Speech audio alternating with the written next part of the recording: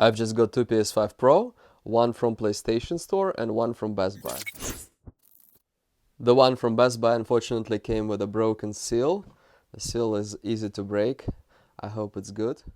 PS5 Pro is now $700 compared to $500 to non-Pro. Biggest differences are 2TB instead of 1TB. As for performance, biggest difference is that PS5 Pro has a better GPU, which is about 45% faster. CPU and RAM got minor updates, still very old and outdated CPU.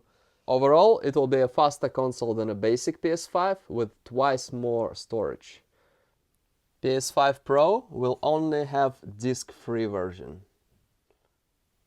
Even though it will be significantly faster than old PS5, it will still be slow compared to modern, more expensive desktop computers.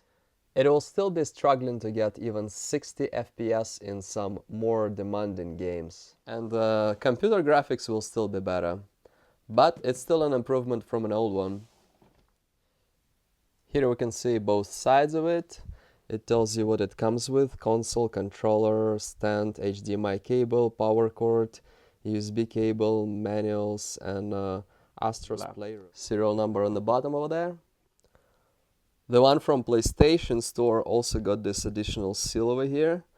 And one from Best Buy just this very bad and generic seal. We're gonna open now.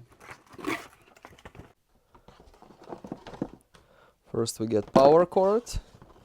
Here we get HDMI cable. Also C2C cable, I believe to charge your controller. Here we get the controller. I think it's exactly the same as it was with the basic PS5. C port for charging with this cord. You can use your phone USB-C charger for that. Here we have the console. This is outer box, very weak, and this is inner box, also not that strong.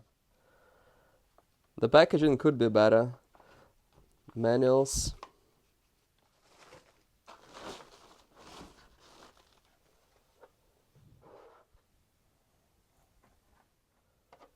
This is the bottom, says it's PS5 Pro. It says here it was manufactured in July 2024, quite a while ago. 390 watt, 100 to 240 volt, means it can work everywhere, just change the power plug. Also came with these two things, no idea what they are.